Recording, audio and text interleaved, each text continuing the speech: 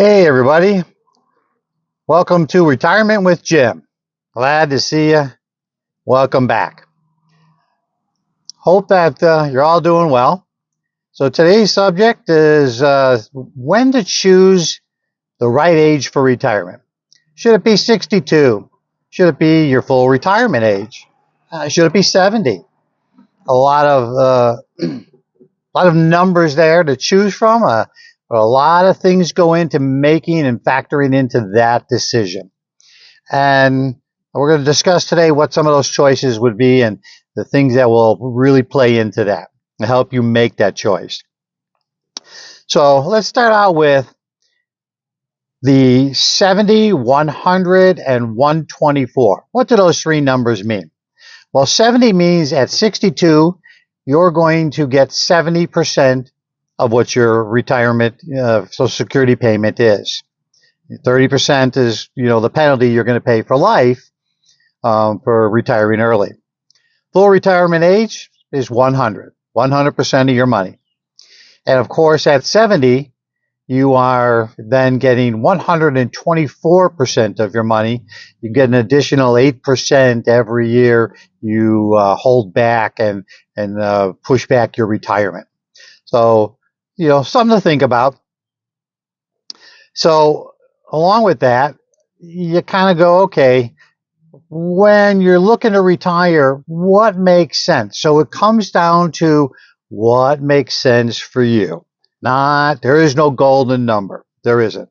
Now, remember, as you retire, where you choose to retire, you don't get Medicare until you're 65. So if you do decide to retire at 62, you got to say, okay, do I have a health care plan? Am I buying an Obamacare, program insurance so that you've got some coverage for 3 years until you turn 65 and become eligible for Medicare? And you can't take that decision lightly. Believe me. All of us like to think we're in good health, but when we look at our health and we know individually what we might be having issues with, or importantly, what's your family history? What does it look like for you in the long term? You got to take all of that into consideration. So, so when you do that and you make that decision, make sure you don't treat that lightly. You're thinking about your health care. You're thinking about, where that falls in and falls out at, because that's a tremendously important decision, and it can affect you financially in a huge way. If something goes wrong and you don't have coverage or the right kind of coverage, that could be financially a black hole you're going to fall into. So keep that in mind. So for me, I retired at full retirement age. So my wife retired at 62. And she was happy for it. It worked out great for her. So for her and for us, we used that time to, for instance, pay down some debts we had, some credit card debt, wiped it all out, and made good use of the funds there. And she got to enjoy the fact that she didn't have to go to work anymore. And she got to do exactly what she wanted, and no regrets, love the heck out of it, and still enjoying her retirement. So when you're looking at what you do, keep in mind that if you do retire early, you can earn extra money. So if you're, like, say, retiring at 62, you can earn this year up to $21,240. Next year, that's going to be $22,320. On a side gig, whether it's part-time work, and you can find, and there's plenty of work out there. People are looking for employees and people all the time. So whether you take a traditional job and you're just trying to fit something into your schedule, not hard to figure out, and certainly not hard to find. There's plenty out there. Excuse me.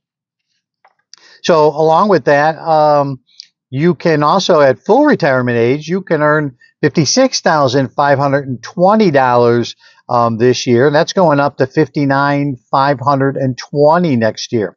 So if you want extra income, you can, of course, still earn that extra income.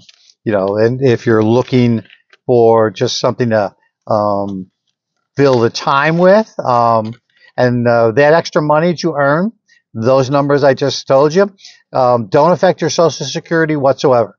So if you don't go over those thresholds, you're not going to be penalized. You won't lose a dime of what you earn.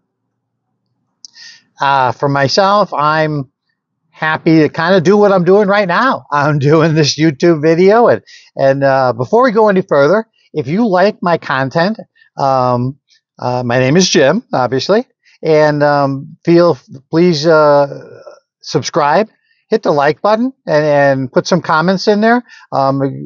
Happy to answer the comments you have, and look forward to other topics you may want me to discuss. But it helps the algorithms and helps my channel grow, and certainly that's what I'd be most grateful for. So with that, you look at what you need to do. They said paying off your debts. So in our journey, my journey, I made sure that we really did our best to go into retirement at debt-free. For instance, we had 2 cars. I sold one of my cars because I didn't need it anymore. My wife was at home, and so we went down to 1 car. I don't mind saying I took that money and I put it into the bank and started an emergency fund and added more money to it. And so that was a good use of that money. And when you think about it, okay, do I really need 2 cars? No. And think about the cost. It's not just, the car itself. It's your maintenance of the car, gas, your registration every year. So there's a lot of, and insurance. So there's a lot of extra costs that come with, do you really need a second car? We figured out we didn't, and it has worked great for us. We're down to 1, and it works wonderfully. So you got to think about that same thing for yourself. If you have 2 vehicles, do you really need them? Now, there's other ways to cut, where you can, what kind of subscriptions do you have?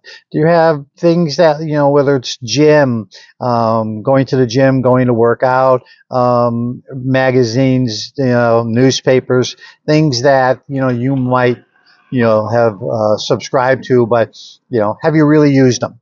You got to really analyze that. So along with that, you need to kind of look at putting a budget together. You need to start doing the research. So if you are 50, 55, you have 10 years, a little bit more maybe, to look at what can you do to put more money into your 401k account, or your Roth or your IRAs, so you can be as comfortable with your lifestyle.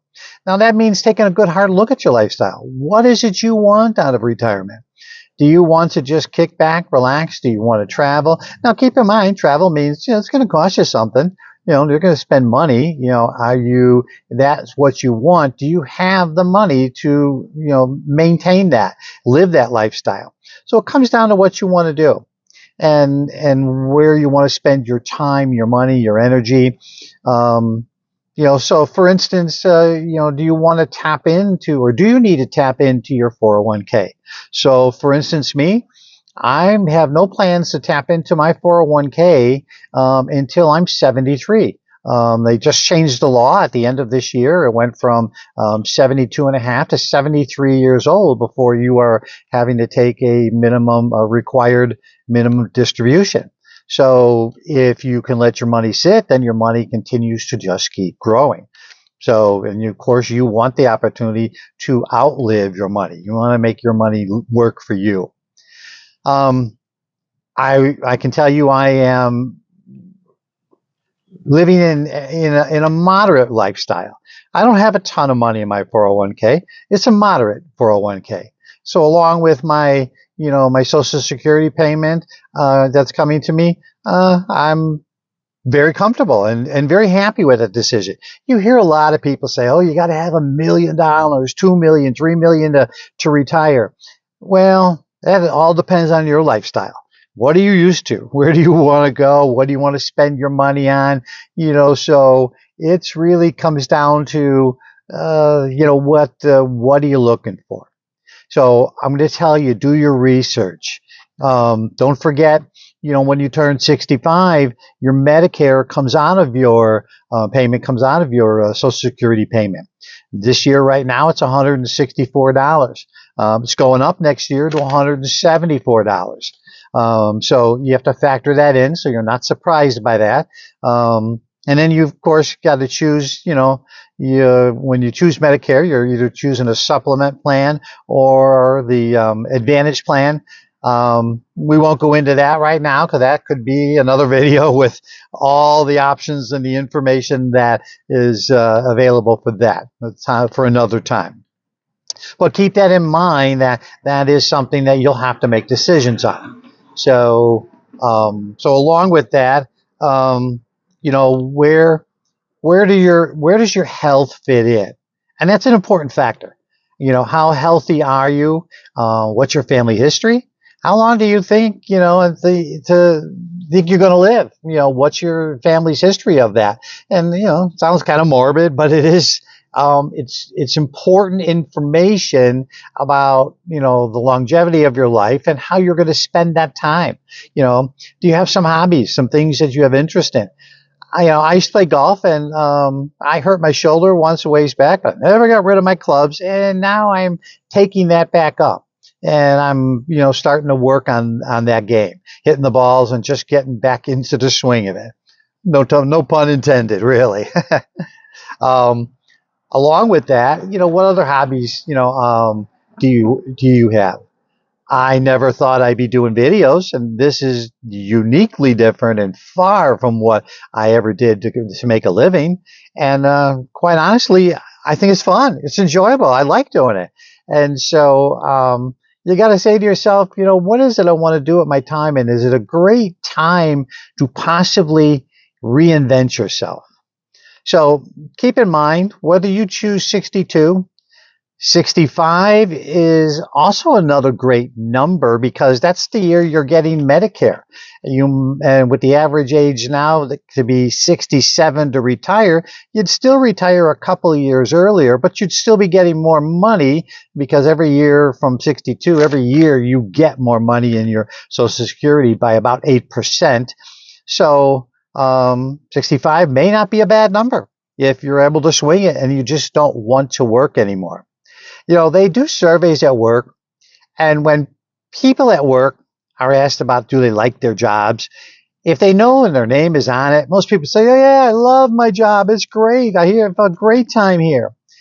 But it's kind of funny because when people ask that same survey and that same question, but it's anonymous and their name is not on it, it's kind of the opposite. 80% say they don't really like their job. Now, a few of us may have been lucky in our lives and our career to really enjoy what we do and have a great time.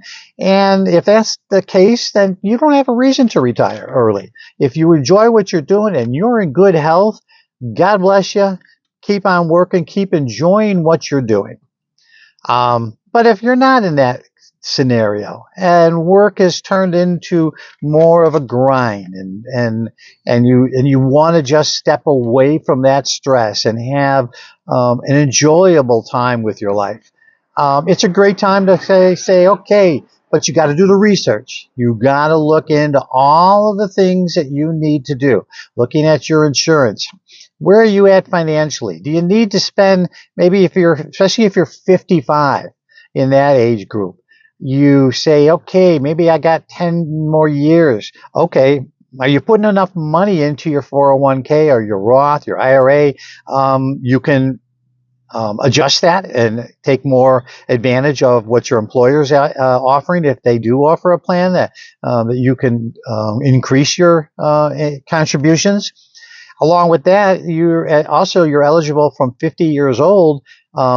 You can do catch-up contributions. So besides your contributions, you can put additional money in every year to boost that up. So keep that in mind. But do your research. Get a plan in place. Start figuring it out, because I tell you what, it's going to come up far faster than you think.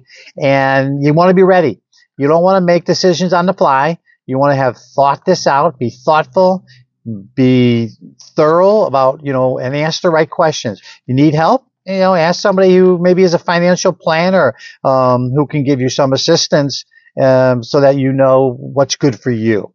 So keep in mind, the plan is for you, not for somebody else. So with that, I'm going to, again, if you like my content, please hit the like button. Please subscribe.